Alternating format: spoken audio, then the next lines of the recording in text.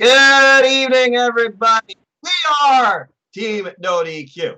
I'm just a simple man, though, and my name's Noah Foster. With me is the man with the prime cuts and the grade A content for you. It's, of course, the Cleaver, Colin Andrew, and we're here to bring you thoughts, predictions, outlooks, and everything else in between, too, for NXT TakeOver 30 and WWE SummerSlam. Before we get started, shout out to all of you so far in the NoDQGalaxy that have put in your opinions, as your opinions matter in the NoDQ Predictions League. Can anybody stop the path of Michael Amell, the analyst, who leads the league and ironically has a bigger league score overall than anybody in Team NoDQ? I can't understand.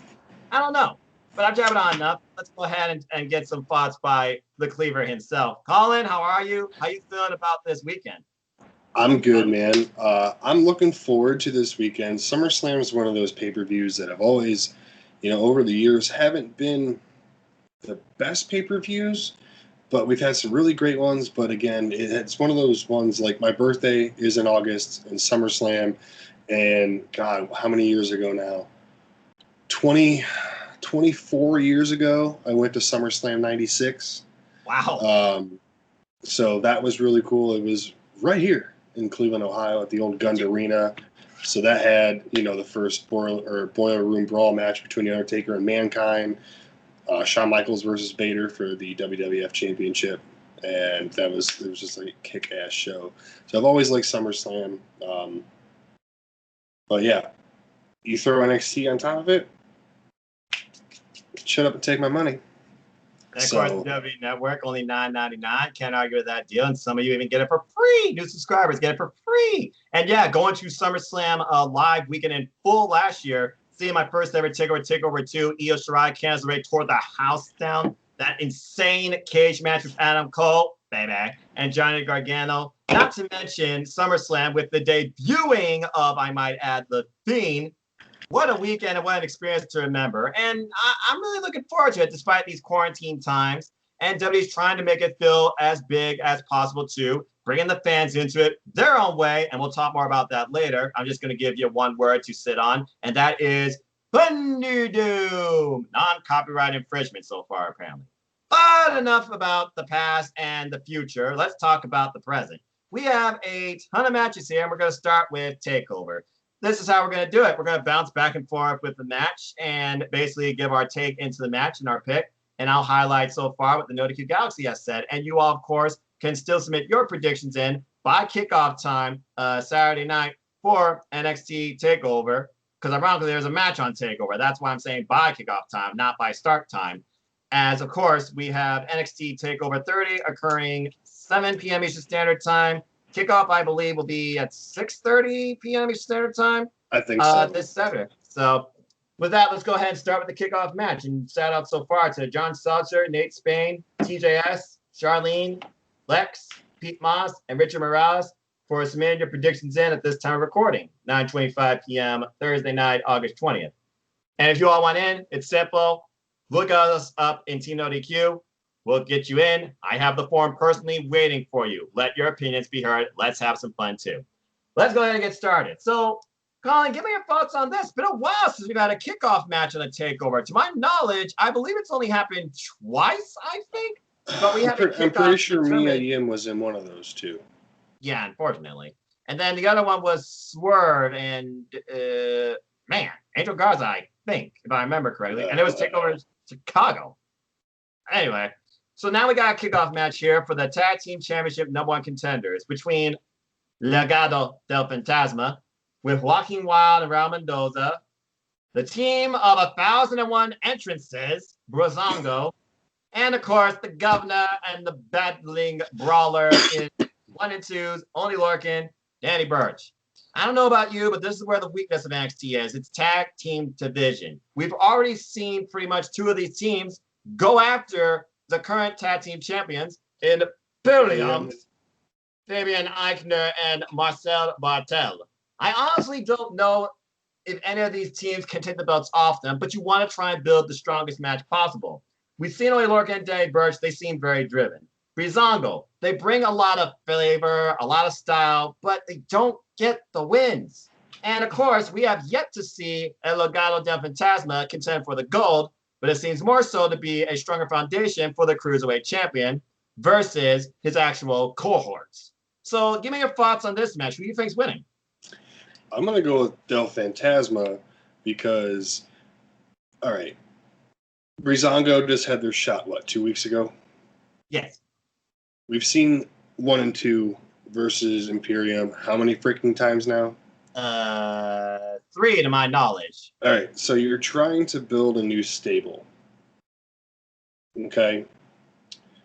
And if you remember from different chats and stuff like that, there needs to be a 4th member of Del Fantasma. So you could have them feud, and if they're bringing people over like Ridge Holland and stuff from NXT UK, I'm sure they can get Walter's butt over here soon and Wolf. And maybe we can get a cartel faction versus Imperium. Like they think that, Imperium, thinks that the mat is sacred, but then you have these guys going about it a different way, and this would be a perfect intertwine. I mean, do I see them taking the titles off? Hell no. But Del Fantasma is definitely going to pick up the win in this match. They're hot right now. Did you not see their performance together in that 6-man on NXT this past week? Those two dudes, man, Mendoza and Wild, clicked. They should have been a tag team from the start. Yeah, and they were 2 of the hottest prospects in 205 Live, tearing the house down in what felt like a respectable singles feud. As of course, I still watch 205 Live when I can, because I always will believe hashtag 205 Live matters. I've never lost on that, folks, in case you're wondering, but time changes, all of us, when it comes to what we can do.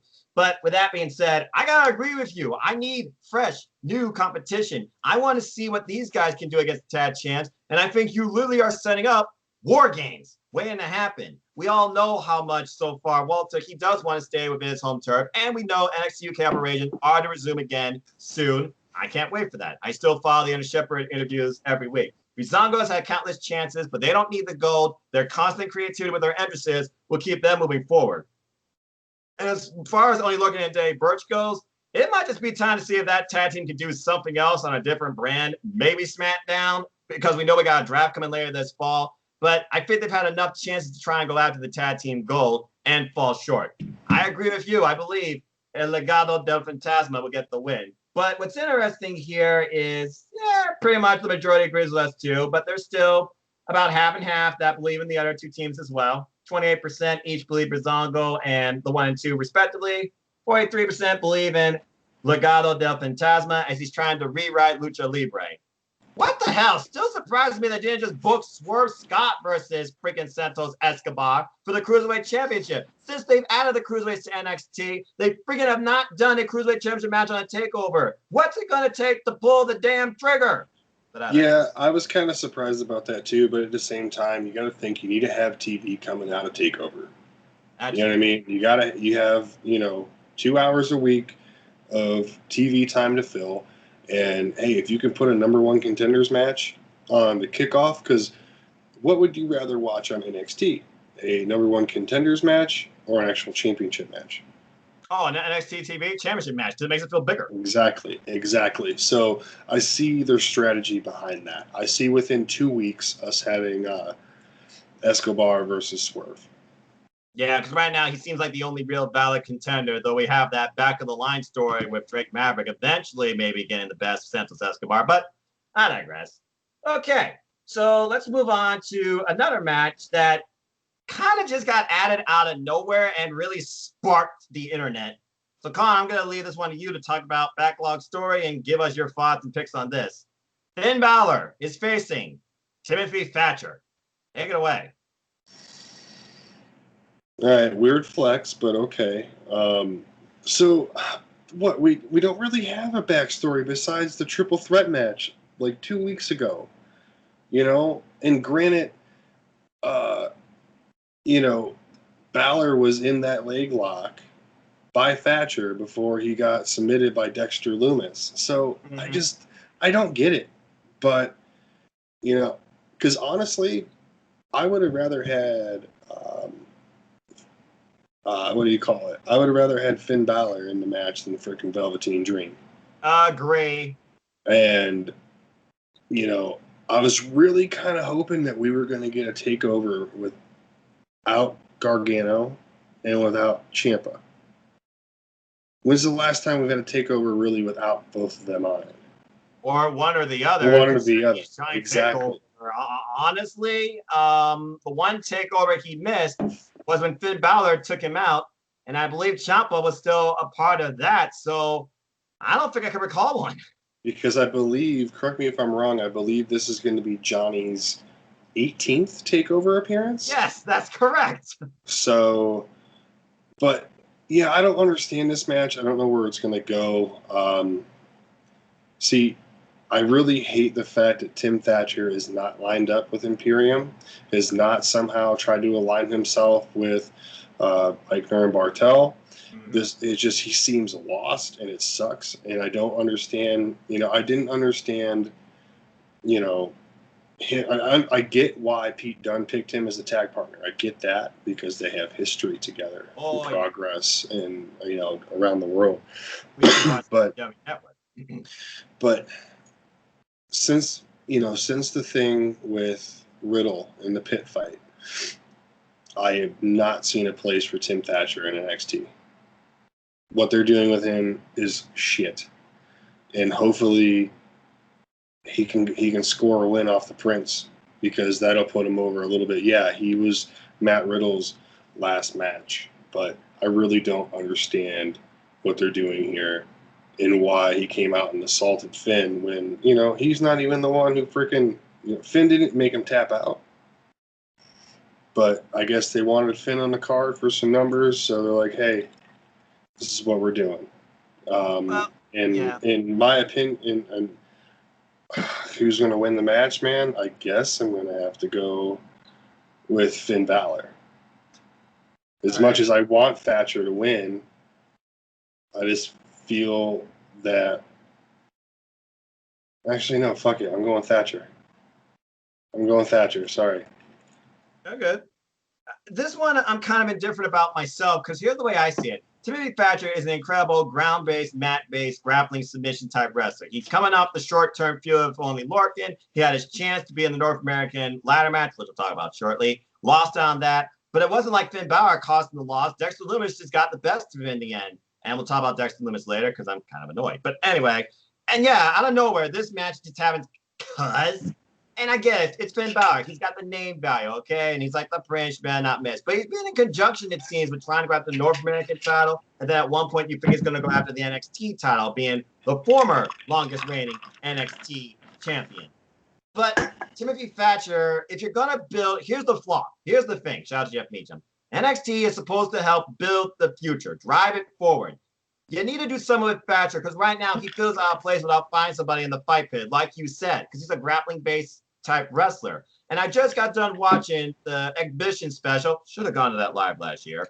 Between him and Walter in the finals, okay? And that was incredible match. Everything about Thatcher just bleeds to me. Put him in Imperium. Similar to how I think about Killer Kelly.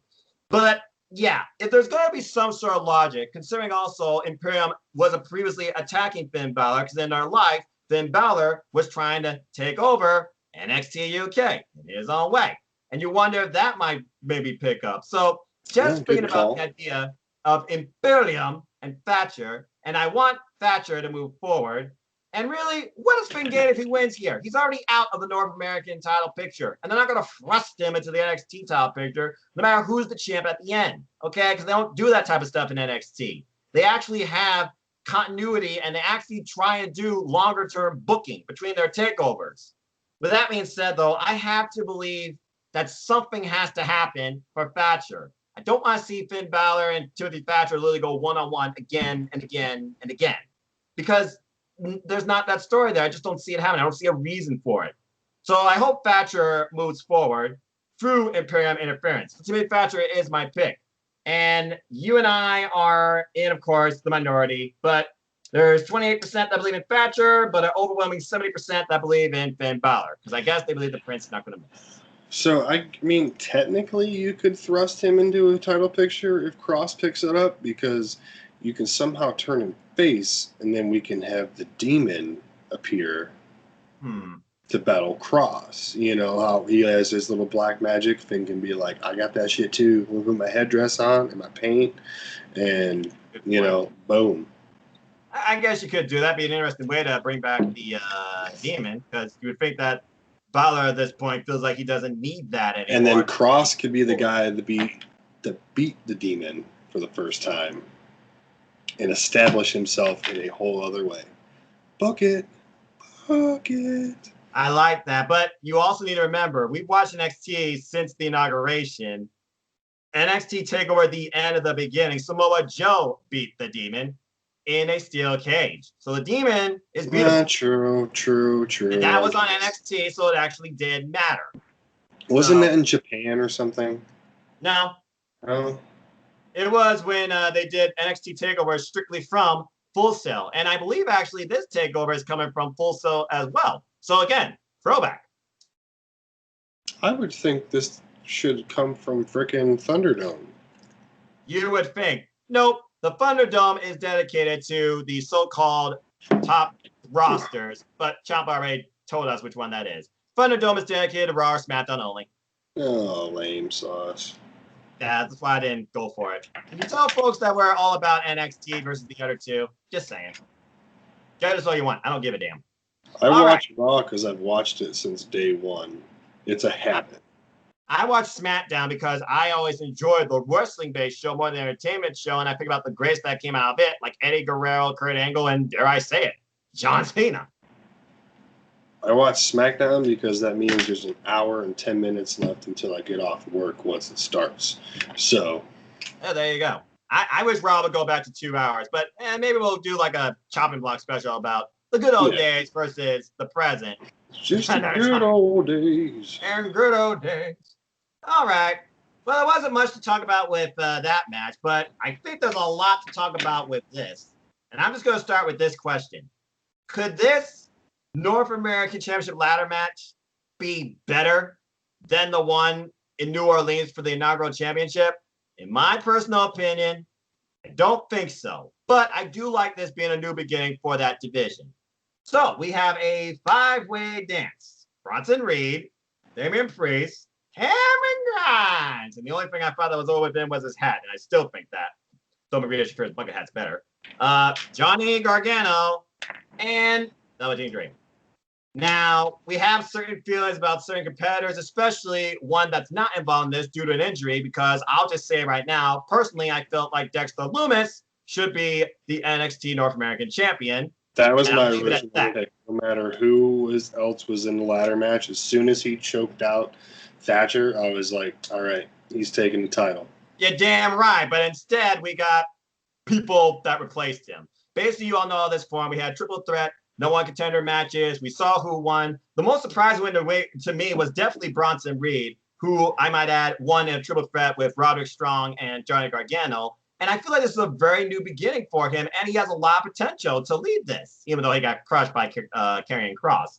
You got Damian Priest, who took the heaviest bump I can remember in NXT history before John Gargano's neck last night at that freaking In Your House takeover special to the steel steps. Oh God, I still hurt from watching that. That noise, God. And then of course he and Grimes, they had a fall, but Cameron Grimes, he qualified in his triple threat match. And then we had last chance matches after John Gargano and Balor and Holland. They all fell short. Johnny Gargano beat Rich Holland. Velveteen Dream won the match against Finn Balor. We're just going to leave it at that. Internet, continue to explode all you wish. I'm not trying to be political or controversial. But when I think about who could win here, who really deserves the win, who I want to win now, I want to see a pure positive reset to the North American division. But Johnny Gargano has this desire to be the first wrestling couple in NXT both to hold gold. So, of course, he's talking about him and Candice LeRae, which I like that idea. But we've already saw what happened in Johnny Gargano's previous North American run. Didn't last very long, did it? Yeah. So, with that being said, I'm going to be optimistic here, and I'm actually going to go with the thick boy. I'm going to say Bronson Reed pulls this thing off. What's your thoughts on this? Who you want to see win, Colin? Well, I'm not going to pick Bronson Reed because he was the last one holding up the title the other night. So that means he's not winning.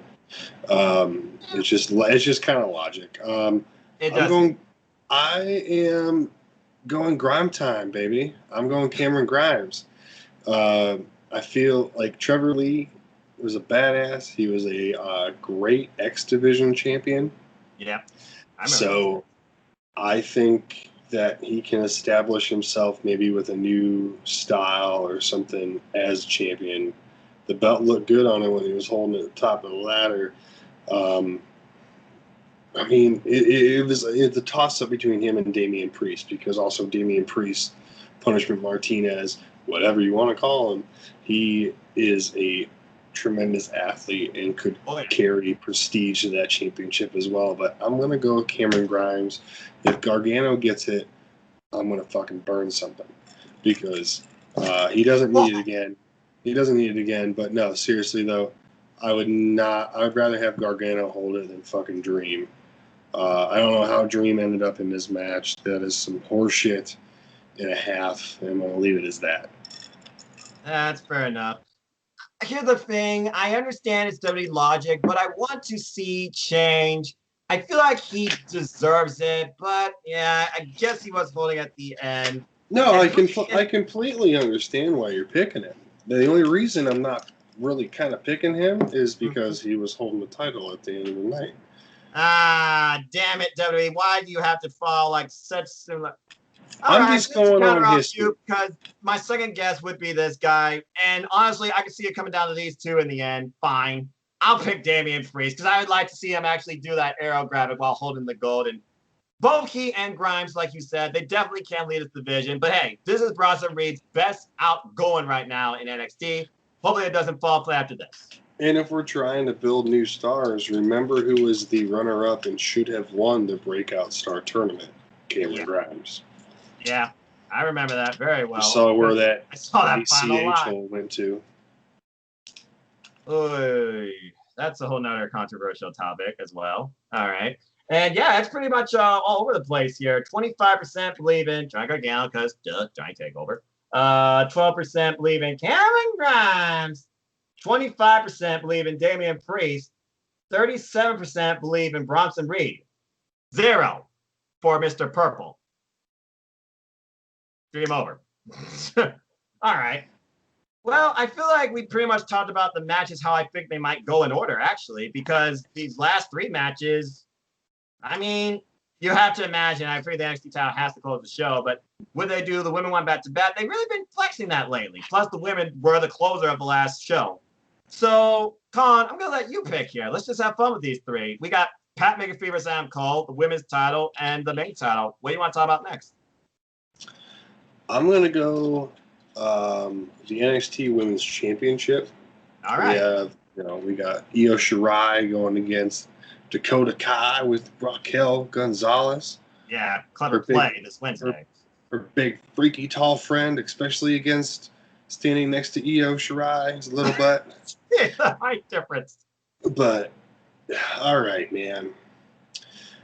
I love what they've been doing with Dakota Kai since November or so. Right, at War Games. At War Games. But Io Shirai, this is her first pay-per-view.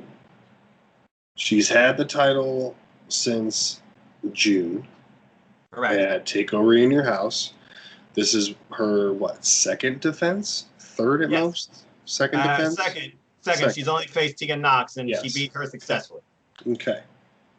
So, do we do a hot potato with the NXT Women's Championship? Because this year alone, we have had Rhea Ripley, Charlotte Flair, and Io Shirai, and we are only in August. Correct. So that is an average of what? 3 months. 3 months in a week. About 3 months, and we got one more takeover. So, granted, the first title change was on NXT TV, and then we had 2 pay-per-views, one at WrestleMania and then one at Takeover in Your House. Mm-hmm. As much as Dakota Kai should win this match, she's not going to. So I'm going with Io Shirai. And for some reason, I'm seeing a little mischief from from Gonzalez that backfires. Yeah, and I completely agree with you because, again, when I look at Gonzalez and Kai, I see Shawn Michaels and Nash. People have been saying that all over the place. But Dakota Kai, she's been on pretty much a mixed run with her heel turn, but it did get her voted as Breakout Star of the Year last year. She has a very promising future. And, again, this NXT Women's Division, at the front of it, one word, it is a definition of attitude. I love it. With that being said, though, I think about Io Shirai, and I think about how far can I see her go? Can she go as far as Asuka, though she's not undefeated by any means? No. I don't know, but she's only had one defense. I want to see how far this goes, and ultimately, I just want to see the match that I think's coming and will be the sign factor for a title reign, and that's between her and LeRae. Exactly. So for that reason alone, I'm sorry, Casey, my friend, who is the biggest Dakota Kai fan I know. She's not winning the gold. I'm going Io Shirai retains. And it looks like 75% agree, and there's 25% that want to see it changed. And it would not surprise me if that's just my one friend. he loves Dakota Kai, captain of Team Kick. And again, with Raquel back in her corner who said she can do it by herself, that might be her downfall, and maybe the two split. We'll have to wait and see. Besides, we know Shotzi Blackheart and Tegan Nox, they're working on other things right now. They got their ambitions for tag team gold, and Shotzi Blackheart and Rhea Ripley are dealing with the Robert Stone brand, making Aaliyah matter. And the idea of Mercedes Martinez and Rhea Ripley excites me extremely. Damn, she took a hell of a bump, though. Whoa. All right. So let's go ahead and talk about, I really hope they don't give the Pat McAfee spot the main event. Because what the hell? Who thought you would ever see Pat McAfee on a takeover in the middle of the ring? But credit where credit's due. Great promo, building into the match. Wild angle with the punt that knocked Adam Cole out. You fooled us thinking everything's good. And now we have this match where, honestly, it seems like they're making Undisputed Era maybe face. And maybe this is a time at the end of the day to keep them in NXT. Because apparently Adam Cole, he wants to stay there. I don't blame him. But anyway, we got Pat McAfee versus Adam Cole, baby. It's simply a grub match. No gimmick, no title, no stipulation. But I can see all sort of wild antics and crazy trash talk go about here. But if Pat McAfee wins this, I might as well go bald. I'm going Adam Cole wins, baby. And I'm leaving it at that. Colin, anything to add? I loved the promo last night. Both sides. Pat McAfee is an asshole. Yeah. And a half. He is a cocky, arrogant douchebag that I want to punch in the mouth, but he made it work last night. And I feel he's going to give Cole a little bit of a run. I don't feel this is going to be any type of washover, but I'm going with Cole in the end. And if Adam Cole re-signed with WWE to lose the Pat fucking McAfee after being the longest reigning NXT champion of all time and accomplishing more than probably anybody in NXT momentum and popularity wise in recent 5-year history. Yeah, you know what I mean? You know what I mean? Pretty much since like Balor and Joe and Nakamura left. You know what I'm saying? Yeah. We didn't really have that star besides McIntyre.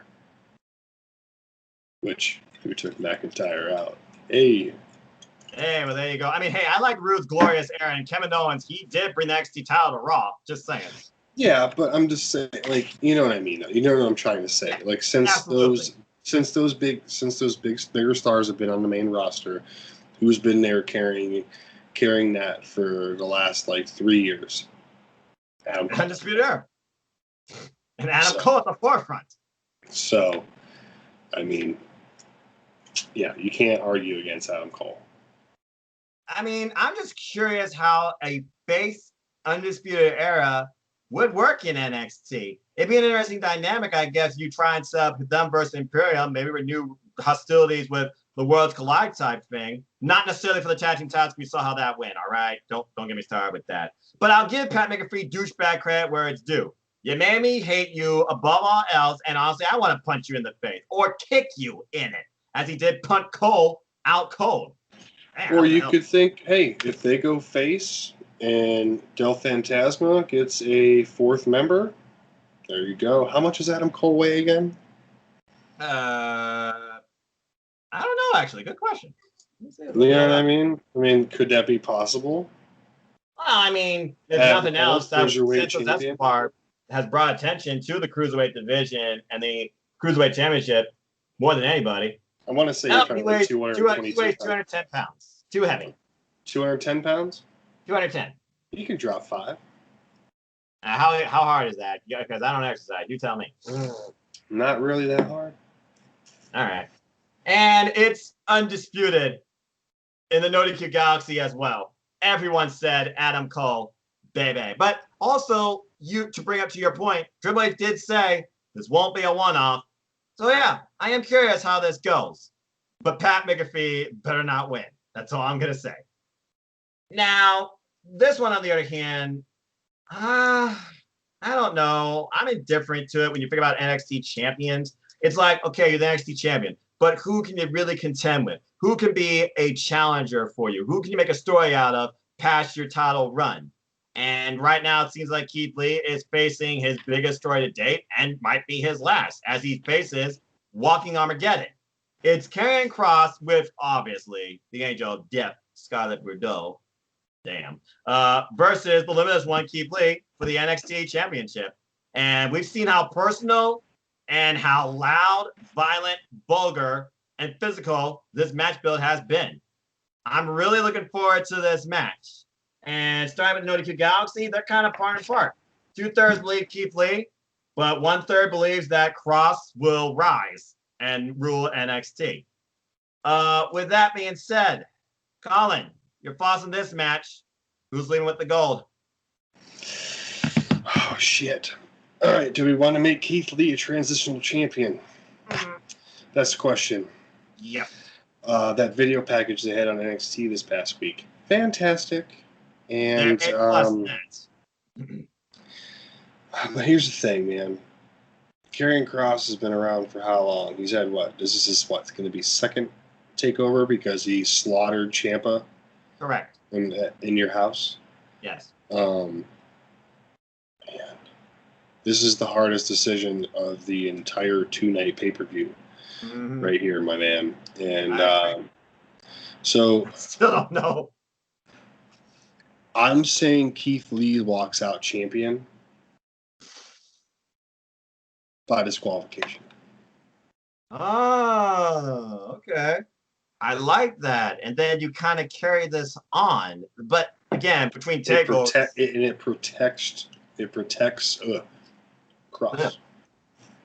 Well, considering how personal Kross made it with the absolute destruction of Keith Lee's bitter rival / friend in Dominik Dijakovic, not to mention the fact that his angel caused, like you said, black magic, that fireball spot. Now, could you see? Do you think Dijakovic's a part of this retribution? Because what if his little Kross has this type of power to him? What if he brought out Dominik Dijakovic, as like under his control, like it's like a minion, or you know what I mean? Like brings him out, he just has this blank look on his face. Probably has like some red contacts in or something. And he just starts assaulting Keith Lee. And maybe kind of like a disciple or not a disciple. You know what I'm trying to say? Yep. Like an acolyte or something. I like acolyte because again, you're not trying to be Monday Night Raw. I'm just trying to think of the same, the same. Yeah, you want to try and go along with this. Where let's think about it. Karrion Kross, he's Mr. Judgment Day. He's walking Armageddon. Scarlett Bordeaux, she is an angel of death, bringing messages of pure despair, darkness, and pain for her lips, apparently, too, with that fireball. So I can kind of see something like that because that was a very different match, and Karrion Kross could have a very psychological effect on you.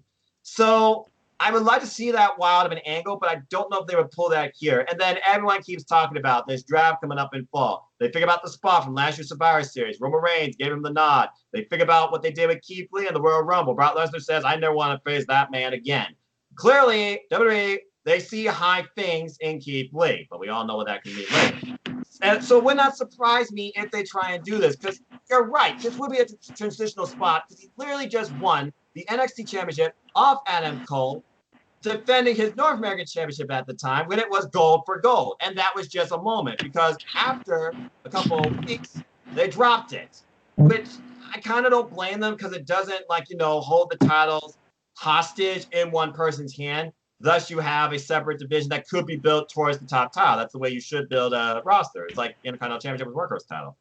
But this match, I still don't freaking know. I guess disqualification would work to keep Keith Lee still as champ and maybe make Cross still look strong because we haven't seen Cross look really weak, vulnerable, or honestly, and I'm sure Mar will say this, he doesn't look mortal. So, oh man, it's hard. I don't want Cross to be champion if you have nobody that really can contend him for it. But again, NXT does longer term booking. And it's like Cross is virtually unstoppable, undefeated. It's like they built him for this moment. And he forced Rigo's hand in getting it. Because this isn't the typical way an NXT championship match is made. I like your DQ spot, but fuck it, go big or go home. I can see Keith Lee's anger getting the best of him. I don't know if his vision's fully repaired. I don't see Mia Yim being involved in this. Honestly, I don't know what next for Mia Yim, honestly. I mean, I guess she'd be Indy Hartwell, but and maybe that could build something between Scarlett and Mia Yim. Not necessarily in ring, but at least psychological warfare type standpoint. I can see Mia Yim coming out if Keith Lee's being brutalized. Everything about this, though, feels like it has to go Cross's way. They built him this high. They pushed him this far. They gave him this presentation. I'm going to go begrudgingly with Cross gets this title, but it changes Keith Lee in a way that he doesn't get necessarily pulled up. I don't see John Takeover being involved at all in this, unless he's there to counsel his friend later on. But I'm going to say Cross becomes the new champ. Okay.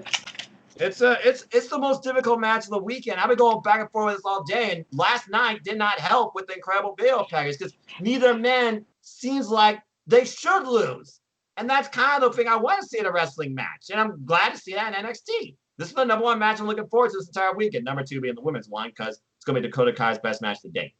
But I digress. And again, 2/3 believe in Keith Lee. 1/3 believes in Cross.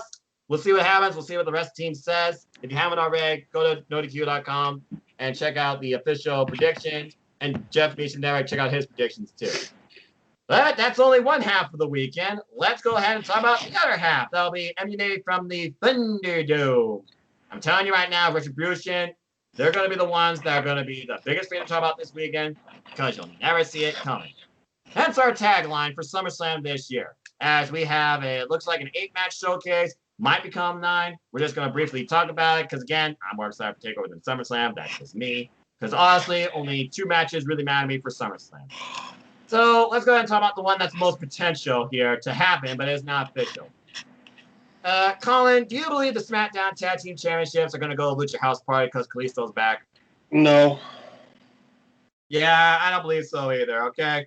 That's the flaw, again, with WWE. Their weakest part is their tag team division. Why can't you focus tag team wrestling on one brand and build the women's roster on another brand? You have diminished your women's and tag team roster to the point your titles for them almost don't matter except for a top 2 teams and a top 4 women.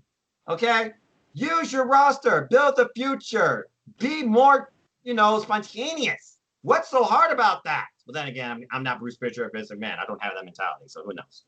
But yeah, I don't see Cesaro and Nakamura losing these tag titles, but this is going to be their ceiling because Vince will never push Cesaro where he should be.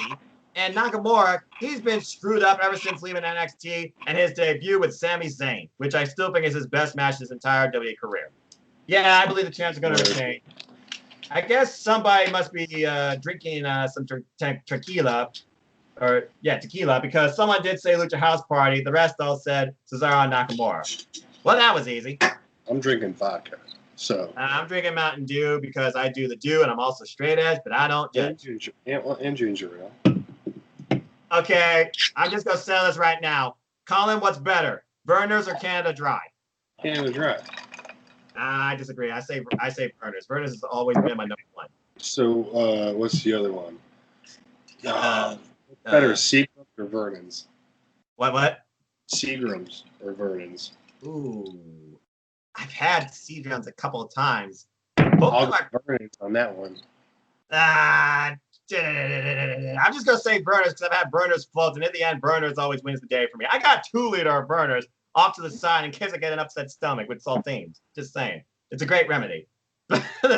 Well, to be fair, the pop's more exciting, I think, than this match because seriously, do they care about the United States Championship? The graphic has the old title, and I'm still and not fully in favor of the new one. And the new one's dog shit. It looks like Legos. Thank you. Anyway, it's Apollo Crews avoiding catering as he once again defends this title against MVP and the Hurt Business. I almost said Hurt Locker for some reason. Literally, they're banned from ringside. Yeah, right. The rest going to go down. We'll see what happens. But then we think about someone going to get involved here. Like we see MVP scouting, primarily Sir Alexander, but you never see it coming. Ricochet or Ali cost Apollo Crews the title. Honestly, though, I might add, we got another pay-per-view, Colin, one Sunday after this. What the hell is WWE smoking? Yeah, Payback. Brilliant choice, too. I don't see Apollo Crews losing this, because if he does, you might as well take him off TV. Do you agree or disagree? I mean, you could do this to MVP. You could have him win, and then at Payback, drop it back. I don't know. It could happen that, or at the same time, we could get Ali or Ricochet or Alexander that turns. If I had to pick one out of 3, I would probably go Ricochet. I could see him just not saying shit, just being quiet, hood up, like. For some reason, but no, I just have this feeling that MVP is going to come out on top. He just signed a new 5-year contract. 5-year contract, got lyrics in my theme song.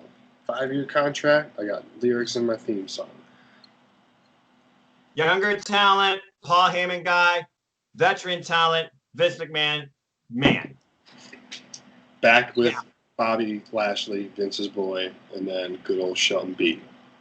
Yeah, and I'll admit it's making Shelton Bean seem it makes Shelton seem relevant to be a part of this. And honestly, Bobby Lashley, I can see him fighting on MVP's behalf.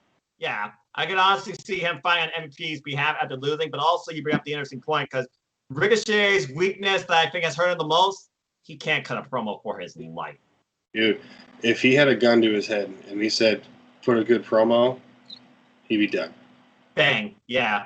But again, he had this moniker, King Ricochet, and MVP could probably bestow it on him if he does join his Hurt Business. But regardless, as far as SummerSlam goes, Payback, I can see a title change to somebody, but I see Crews retaining here. So we both said Crews. And so far, everybody agrees. So. Oh, I said MVP.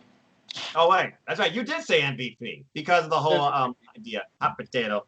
All right. Hey, who says we all have to be always the same? All right. Well, let's go ahead and see about this match that is right now literally 50-50 in the poll. The Street Profits want the smoke, but how much smoke is left?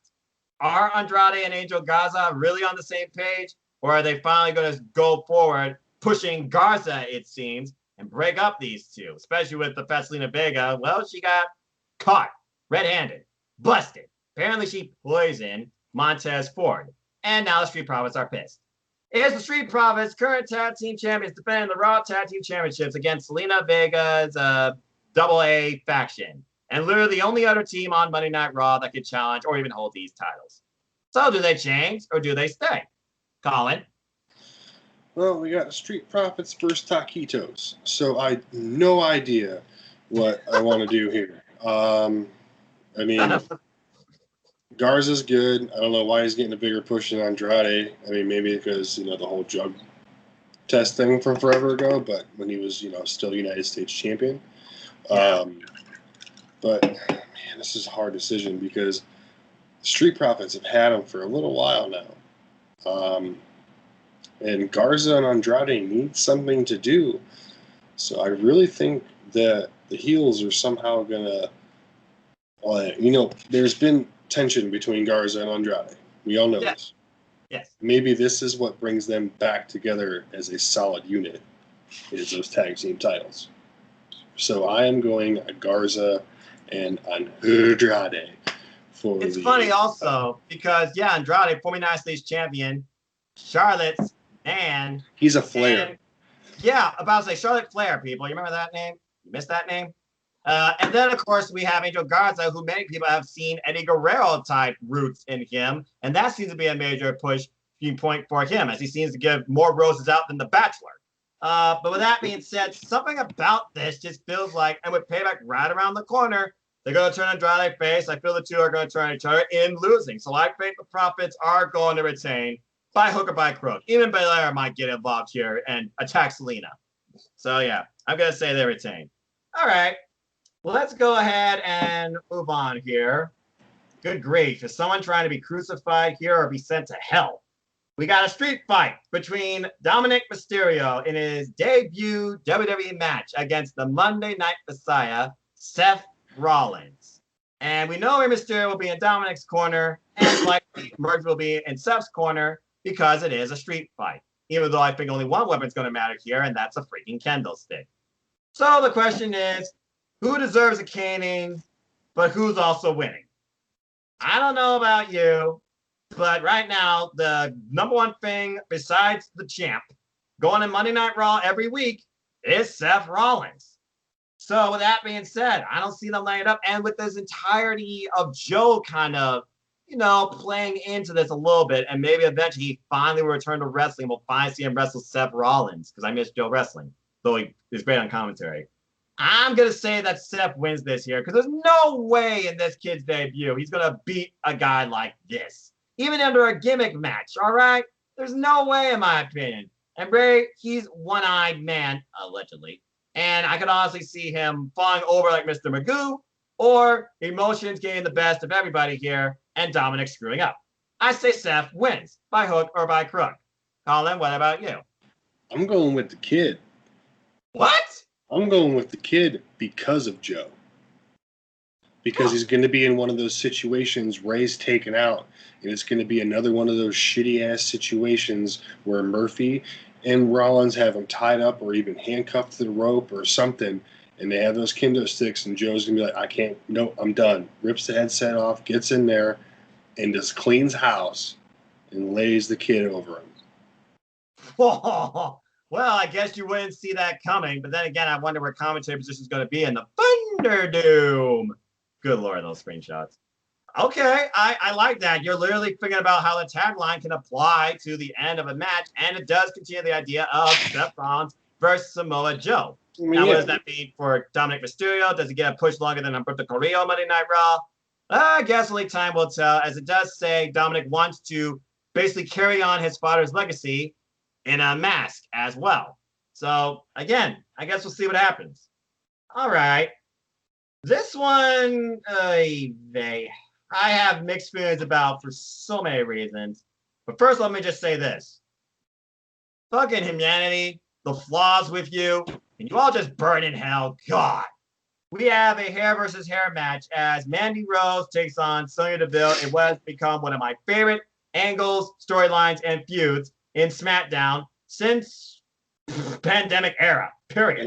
I've been saying Sonya Deville deserves a push. Sonya Deville deserves to be champion. Sonya Deville, she has the talent, and she proved that she has the character, passion, and promo skills to back it up. And these two former friends are going at it way better than a Divas angle. And I honestly like it. But I think about this. The most precious thing to a woman probably is their hair. So both women have put it on the line, as now Mandy Rose looks like a soccer mom, and Sonya Deville still looks like a badass. Is Sonya Deville becoming the Molly Holly of 2020? Or, for the first time ever, to my knowledge, we're going to see a blonde get a shave and a haircut. Well, mostly a haircut. I'm pretty sure Mandy Rose don't need a shave. I don't think she needs anything with Manscaped like I see on YouTube or anything else like that. Anyway, and based on recent real-life events where these two literally were there for each other, if they again be dead, all for the right reasons, I really don't know about this match, but everything about me just wants to go with WWE Logic because Vince loves blondes. And I want to say that Mandy Rose gets the win here. So just to keep it simple, I'm just going to say that and see what happens. Most of the NoDQ Galaxy agrees, by the way. They have overwhelmingly picked Mandy Rose. 12% believe in Sonya Deville. Oh, and by the way, 2/3 believe in Seth Rollins. 1/3 believes in Dominic. Colin, your thoughts on this match? What's going to happen here? If you look back, Virtue said it best the other night. If you look back in history, hair versus hair matches, heels never win. Correct. So Sonya's going bald. Mandy wouldn't, do this haircut angle and, if she just cut her hair, why is she going to continue to cut more off? So I see Sonya being the more confident one to be like, look, I'd be able to rock it better, blah, blah, blah. So at the same time, like behind stage. But yeah, dude, I'm going with Mandy Rose. It seems easy. You know what I mean? Yeah. And again, we know how this all happened. The hacker angle, when it happened, it exposed the truth about Mandy Rose and Otis and Dolph Ziggler and Sonya Deville. That all had a fallout. Next thing you know, Mandy Rose, Sonya Deville, they started having one-on-one feuds. Mandy Rose got the better of her one match. Sonya Deville got the better of her one match. They go away for a while. Otis wins Money in the Bank. God help us. And we have that love angle being the dominant force since WrestleMania, I might add. And eventually, Mandy Rose Otis return to SmackDown. We find Mandy in a mirror. Sonya attacks her, literally cuts part of her long hair off, goes for more till refs stop. She looks like a mess, then comes out 2 weeks later and attacks Sonya Deville, looking like soccer mom. Thus, this match is made hair versus hair. Yeah, you gotta go WWE Logic. I think about the future. I think about, Instagram, pictures, models, covers, and everybody talking about storylines and who could show it the best. What could it bring? It's got to be freaking Mandy Rose keeping her hair and now being, as many people call her, the world's greatest soccer mom. And Sonya Deville, badass. Badasses can be bald too. We've seen the movies. I've seen Mad Max. So, yeah, Sonya Deville, she's going to go bald. Hey, maybe it'll be a brand new looking attitude, a brand new theme as well. Just saying. Def Rebel has put out some pretty good themes. I'll give him credit, even though most of them use the same type of similar tactics. All right. Moving on from there. This is so weird. Why would you think about the idea of having one person go after both belts, let alone hold both? Again, you're really deflating the idea of you have a women's roster with depth. Why not push them? Well, they're going to focus on the 3. We have Bayley and Sasha Banks respectively defending both their Raw and SmackDown Women's titles, not in the same match, so it's not WrestleMania 35. We all remember that. As they both defend their titles against Asuka.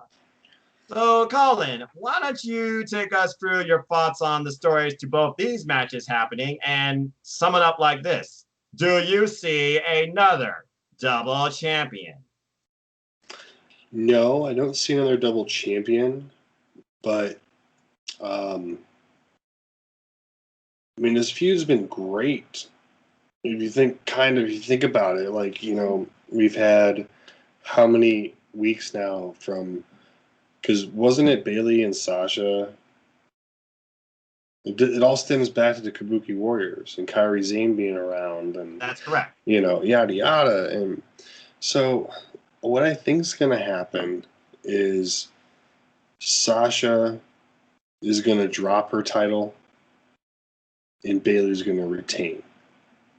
I think Bayley versus Asuka is going to happen first, and then Asuka's going to lose, and then go into against Sasha for the Raw title and win, because I feel that Sasha's going to cost her the match by helping Bayley the first match, and Bayley's going to try to do the same for Asuka, backfire.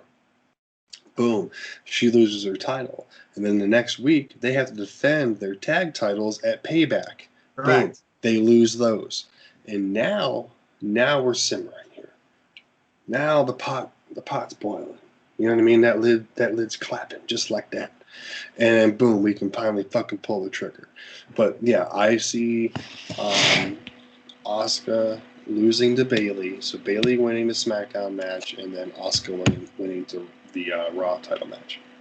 Yeah, and again, I figure about how this happened. The fact that Raw, Sasha is not even part of the Raw women's division. Beforehand, that title was held by Asuka. They were together with the Kabuki Warriors as Kairi Sane was finishing out her contract. And the way that Asuka lost this title under two screwy finishes. I first am talking about, of course, the Extreme Rules horror show, and then the follow-up match on Monday Night Raw in the most ridiculous way possible. I think about Bayley and her title run. Every one of her matches she's proudly won with Sasha's help in some way, including her most recent title defense against Nikki Cross.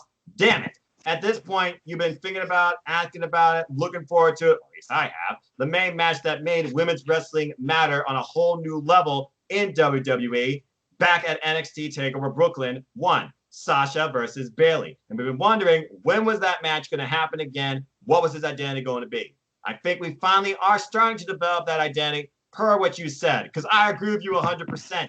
Sasha Banks does not need the Raw Women's Championship, despite the fact and every time she's held it on her first defense, she has lost it. Maybe that's just a thing that Roosevelt, as Virtue pointed out. I'm not sure. And I don't know why that is the case. And Bayley right now, I think she is the longest reigning SmackDown Women's Champion, if I remember correctly, or did Charlotte hold it for longer? Anyway, she's beaten everybody except her best friend. But she does own a victory over Sasha at least twice, because we saw them back in NXT. At Brooklyn and the Iron Man match. So let's see if Sasha can finally beat Bayley, see this friendship diminish after they lose the tag team titles to, I don't freaking know at this point. God, I don't know what team they're going to use. I just thought about that. Maybe the Iconics again. I don't know, like I called it WrestleMania 35. The only legitimate women's tag team in the WWE outside NXT. Just saying. But yeah, I have to agree. I believe Sasha's going to lose here and Bayley's going to retain. We'll see how their chemistry works in the tag title match. They lose those tag titles. Only one piece of gold remains. Now we see who truly deserves it, wants to hold it, and we see where the friends go from here. But I will say this. Mad respect to everything Bayley and Sasha have done during this pandemic era to push and highlight the women's roster, even if it is just them. But I wish more came from it. Just saying. Okay, SmackDown Women's Championship. Some believe Asuka's going to win at 37. 3 people. 5 people believe Bayley's going to retain. Overwhelmingly, more people believe Asuka's going to beat Sasha. That's harsh. 6 people believe that. 2 people believe Sasha's going to retain. So definitely they don't see a double champ, which I feel is most important here, because if you're going to have someone hold both titles in the women's division, might as well create a white and purple belt, merge the women rosters together. That's my opinion. All right. Now we move on to the top tier matches, the big 2. And again, what sort of things will happen here? Will we not see it coming? Let's start with the Universal one, as this took quite a turn. As the monster, fully evil monster, apparently, Braun Strowman, current Universal Champion, defends the title against the now somewhat vulnerable, emotional-wise, Fiend Bray Wyatt. What the hell is going on here? Either way, this is different. I will say this. I don't care about the Universal title. Still don't. But you need to make the Fiend matter. It's the 1-year anniversary since I got to see that live with Team NoDQ last year. What a moment. And you are wearing the freaking shirt. And this is the most original, creative thing we have seen out of WWE in a long damn time from one of its actual superstars. Bray Wyatt deserves better. That's what I'm going to say. But I think about now Alexa Bliss, who's always injury prone. It's like, why she's wrestling? They use her more now, I think, for character points and freaking talk show points. That's why we always get a moment of bliss. Ugh. But I will say this, her acting lately with the Fiend, between fear and somewhat arousement out of almost a horror movie, it seems, kind of type thing, where you like the girl falls for the freaking villain or monster. It kind of intrigues me. Especially because I don't know what way Nikki Cross and her are going to go. And I want Nikki Cross to turn heel. And I think Alexa Bliss is going to be the factor here, more so than the pursuit for the title. The thing is, do you keep Braun looking like this evil monster to the point he loses control, doesn't care about the belt, doesn't care about anyone's well-being, does not care about Alexa Bliss, continues to show that? Or do you try and make Braun seem vulnerable what have I become? Attack Bliss, and that leads to the Fiend becoming champion, and the Fiend maybe carries Bliss with him back to whatever, because again, the Fiend has held Bliss hostage. With that being said, I look at all this, I just figure out one thing. The Fiend has to freaking win the title, I feel like, here. And that's all I have to say about that. Colin, your thoughts on this match? If the Fiend loses this match, William Rotunda needs to go into Vince's office, punch him in the fucking mouth, ask for his release, go to AEW, and do something with his life. Because 1 year ago, well, a little over a year ago now. Yeah. So August 10th, 2019 was NXT TakeOver, because that was my birthday. And then August 11th was SummerSlam. So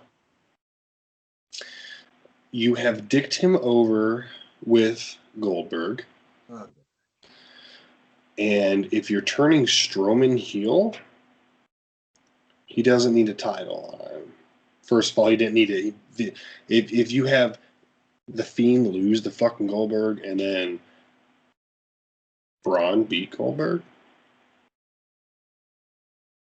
Huh? What? So, no. The Fiend's going to win. Somehow, I hope to God Alexa Bliss has a deal with it, because the split is inevitable between her and Nikki. Yep. And I think it would be a little change of pace to see Alexa snap on Nikki. Snap was a thoroughbred racehorse who won all 4 of his races. That's my bad. For once, it wasn't me. Oh my God, that was brilliant. This episode of the CNN Predicted is brought to you by Amazon. Go buy an Echo Dot today and avoid saying the words Alexa. Anyway, what was I going to say? I'm going with the Fiend. I'm going with the title change. Somehow, it's going to happen. Got it. But yeah, if not, like I said, Rotunda, go punch Vince in his old fucking mouth and get fired, and then wait like 3 to 6 months, and then go make yourself some fucking money with Tony Khan. Yeah. That or take that fucking Fiend type shit over to Japan. They'll love that over there. Impact Wrestling, I think, would appreciate that. I think he and Rosemary can have extremely creative outlooks. But think about Alexa Bliss. Him and Abandon. Yeah.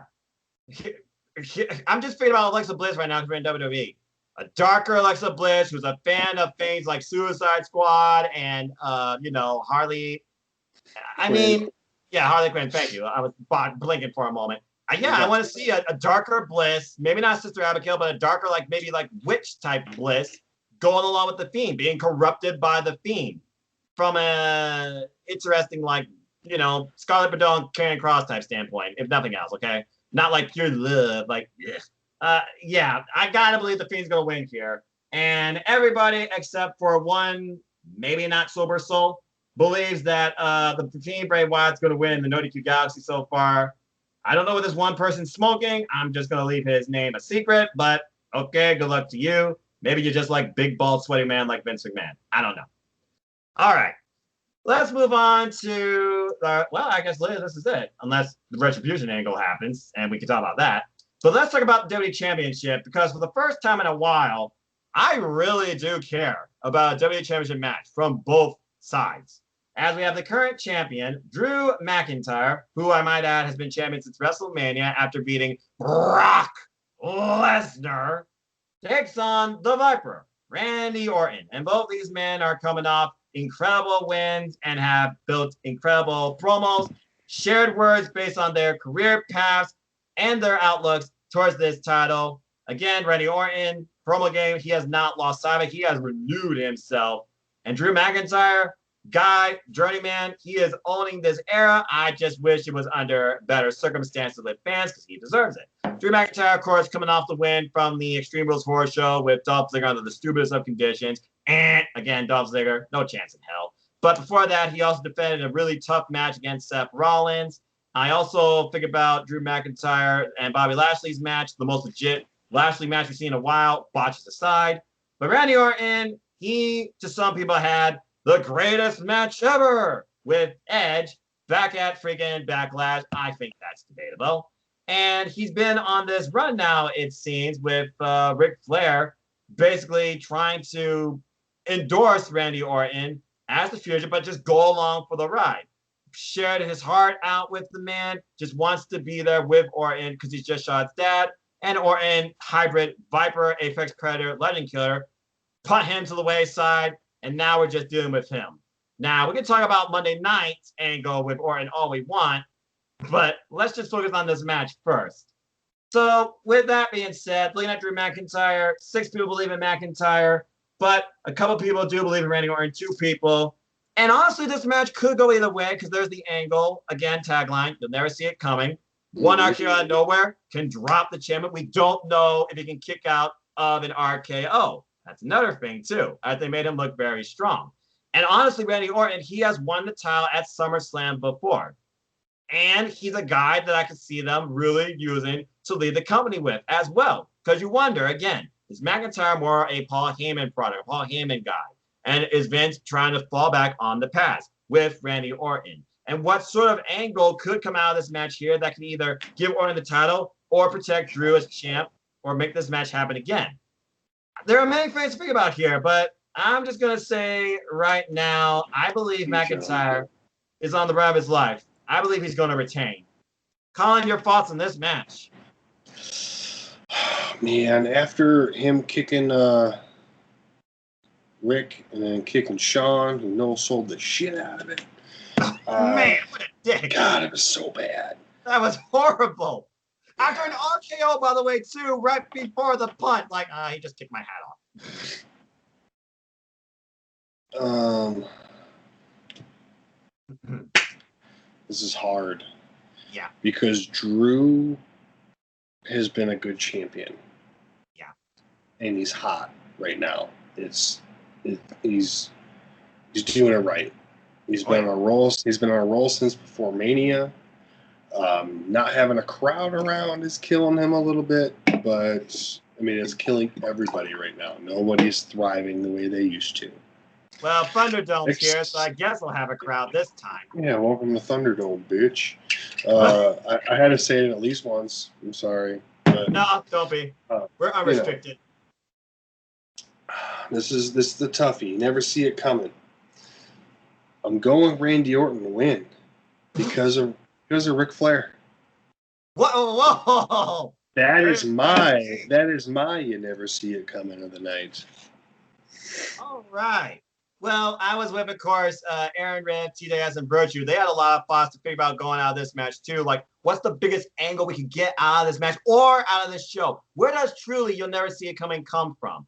Is it Retribution that can invade, hack, attack the Thunderdome since they've been attacking only Raw or SmackDown, not NXT? Is Retribution just NXT trying to destroy the red and blue brand? Because that's what everyone's thinking. How can Retribution play in this? Colin, do you see Retribution playing in this match at all or afterwards? Or do you see Retribution playing in SummerSlam at all?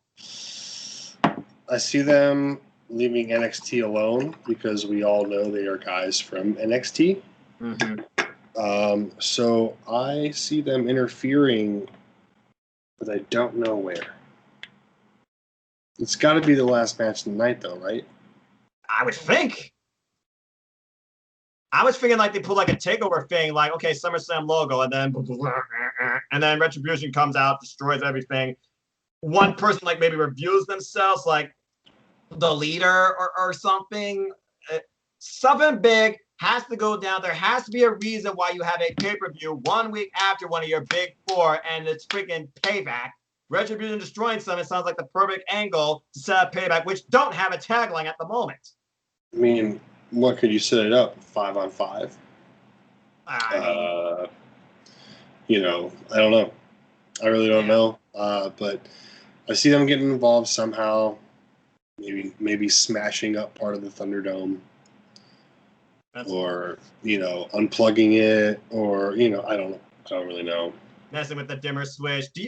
I don't know about you, but if this Retribution is trying to be Nexus 2.0 or WWE's version of Aces and Eights, either way, it's like, ugh, I don't really care.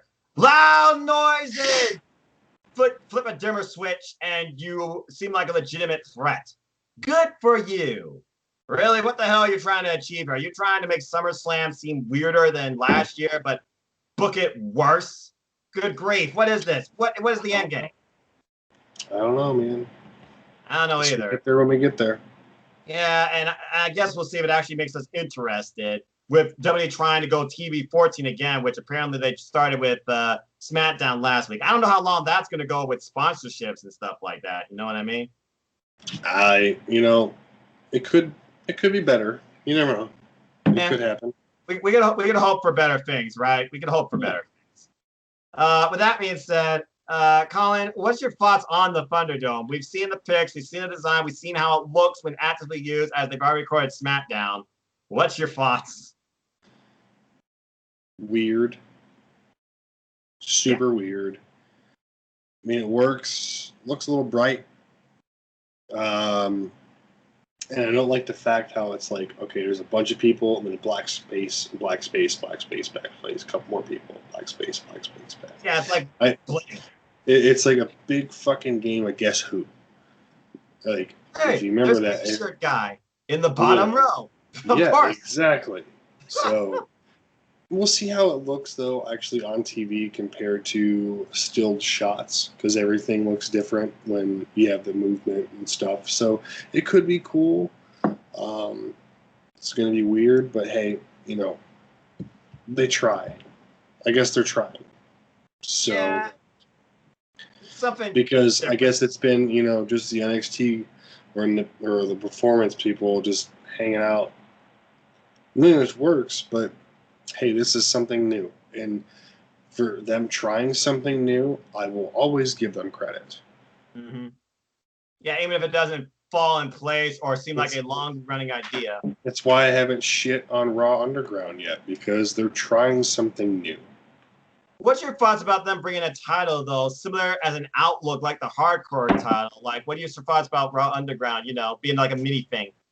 They don't need a championship. What needs to happen is they just need to have one dude fight and just blow through a bunch of people. And the next night, they start off with him. And the last man standing at the end of the night. Or, it's just, they don't need another championship. If they get another championship for those Raw Underground, they need to take those SmackDown tag titles and those Raw tag titles, and then they make them one. And then they take those two women titles, and then they make them one too. Yeah. Because there's too many freaking championships. There is 5 sets of tag team titles. Yeah. Through the entire brand. Between NXT's and main rosters. There's 5 sets of championship belts. So yeah. Not to mention the outlier, the 24/7 title that I still think needs to die in a volcano, just saying. But yeah. It looks like something that's hanging up behind a counter at 7-Eleven. Just no. No. I thought you were going to say the Flavor Flav clock or whatever. That's funny. I mean, it could be too, It could. Looks like Gamer's Good from freaking Twitter. He also put in his prediction, so good luck to him as well. So far, we got 8 participants, and I think that's a good way to wrap it up. With that being said, Colin, any last thoughts on SummerSlam weekend or anything else on your mind? Now, do I have to go back through and fill out the forum, or can you just mark my stuff for me? I think would just mark your stuff, dude. Come on. Because here's the thing, folks. I am simply the guy bringing you guys into the fun too with NoDQ. I do not participate with you in the Galaxy. I just score for you. As again, I'm just a simple man and a lifelong fan of wrestling. Bringing the fun to you. So join the Galaxy. Join a league of your own. Take on Team NoDQ too, should you wish to. Or at least your league leader, Michael Mel. This guy's trying. He's in the top 10. And due to certain circumstances, a couple of participants have been removed from the league for discussions, and Team NoDQ is predictions committee, but I digress. That's all. Rule of thumb: don't be a dick. Go ahead. And take care of yourself mentally. All right. Well, that means that link will be in the description down below and across all NoDQ social media platforms, or just direct message me on Twitter at Imposter1916. And as always, support wrestling. That's why we're here. Independent, backyard, basement, pro, sports entertainment, whatever you enjoy, whatever you critique, just enjoy and support wrestling. Support it, big and small. Let's keep growing this incredible, diverse, unique, elite, authentic, unscripted, unrestricted wrestling community together. Simple as that. And Colin, take it away, man. Anything you want to plug? Where can people find you? NoDQ.com/Colin takes you to my Twitter page and the Cleaver Colin Andrew on YouTube. Keep following me there. I will have a quick Prime Cuts edition because, I have to do my quick 14-second rundowns. I just have to no matter what. Good stuff. So it's my thing. Yep. I've been trying to get more active on there lately. We have some change of leadership and change of things in the NX team. So once we get that stuff ironed out exactly, we'll let you all know and go from there. We'll be under a new name, more than likely. Aftermatch wrestling is really kind of not our thing anymore right now, in my opinion. It's going under a rebranding, basically. It's just basically we are rebranding and onto bigger and better things. And good luck to who have left us over the last week or so. Best of luck. It's been fun times, and Hey, simple as that. Do your thing. But yeah, and as always, support NoDQ.com and check out the Greg Cherry brand real quick on Teespring. I got a t-shirt up there if you want to go buy it. It's nice. It's black, white, and it's got some green on it. So if you like that, hit it up. It's it's not a lot of money, so buy it. Do it. Give it into your wallet. Do it. But yeah, Noah, man, good luck to you in predictions. Good luck to the rest of NoDQ.com's prediction league, and to, I guess, for what we're now, we can call the NX team. Good luck to you all as well, and to the Galaxy. Noah, it's been fun working with you again. Same. Definitely got to do this again more often. We can make some stuff out of this. Just besides highlighting the NoDQ Galaxy. Again, folks, we're rebranded. We're working some stuff. There's some new products in progress. Stay tuned. And again, you want more Simple wrestling content, you can check out my Simple YouTube channel, youtube.com/user/NoFoss210. Link to his channel and my channel will be in both. This video will be up on both channels. Will be in the descriptions down below as well. As he said, support NoDQ. Follow on all your social media platforms because your opinions matter. Make a friend or rival or challenge virtue too. Fuck with virtue. It's always fun. Because he's 100% legit. Whether you like it or not. He knows his shit. He might be an asshole, but God damn it, he knows his shit, and I respect the hell out of him. So, as I do too. Plus, he's a fellow gamer, so I got nothing but respect for that. And fellow Ohioan. So, Ohio, NoDQ. There we go. We're the Ohio branch of NoDQ. I love it. Yeah, basically, yeah. Support NoDQ on social media platforms. Buy a shirt. Support my friends. NoDQ.com/merch to the store. Support the Greg Cherry brand as he referred to. Support the Jeff Meacham Network. Support Talk Wrestling. And again, my channel, it focuses on, predictions, outtakes, simple live chats in 15 minutes with you, answering your questions. There'll be a live chat up tomorrow evening, 6 p.m. Eastern Standard Time. And also coverage continuing on AEW and NJPW, as that's what my channel focuses on. And again, it's all things wrestling. Shout out to my little ATW family on Twitter, too, where I'm there, love chopping on. With that being said, Megan, you're going down. I hope you all enjoyed this fun video. Please like, share, subscribe, comment, tell a friend on either of our channels. Hit the bell button to know when we got another video on our channels. The subscribe button, help me keep growing our channels. It's all about wrestling. At the end of the day, we just do this for fun. We're Simple wrestling fans. It's as simple as that. For the Colin, botch, I'm tired. F me. For the Cleaver, Colin Andrew, I'm the botching Simple Man of NoDQ, and pretty much your scorekeeper. And my name is Noah Foster. I hope you all take care, enjoy life. Tomorrow's never guaranteed. Treasure your families. Enjoy wrestling. There's more of it now than ever. Find something, someone, some promotion, some shirt, something that can connect with you. And until the next video, I just hope you all be safe. Wear a fucking mask so we can get the world normal again with real people at wrestling. God! AEW 10%. Mad respect to you. But I digress. And have a good night. Eat fresh. Peace. Yep. Subway. Eat fresh. I like it. Oops. That's the wrong button.